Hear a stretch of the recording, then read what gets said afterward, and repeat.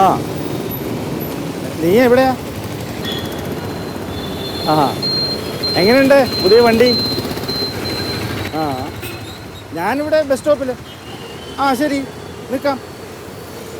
Okay okay okay.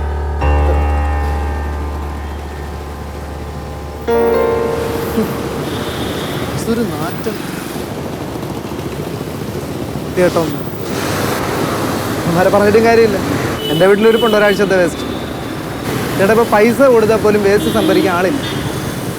പുതിയ സംസ്കരണ കേന്ദ്രങ്ങൾ പറഞ്ഞു, പഴയതൊക്കെ പൂട്ടിച്ചില്ലേ?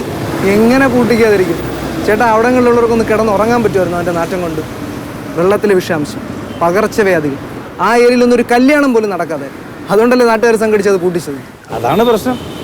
നല്ല കാര്യത്തിനല്ലേ സംഘടിക്കേണ്ടത്.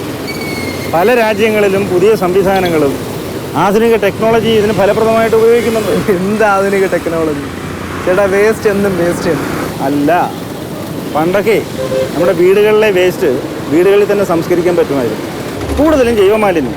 പക്ഷേ ഇന്നോ കാലം മാറി, ജീവിത ശൈലികൾ മാറി.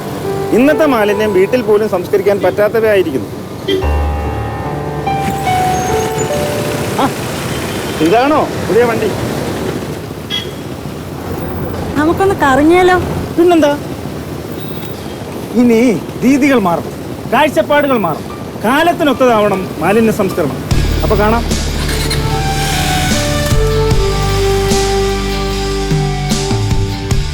ആധുനിക ജീവിതശൈലിക്ക് വേണം ആധുനിക മാലിന്യ സംസ്കരണശാല.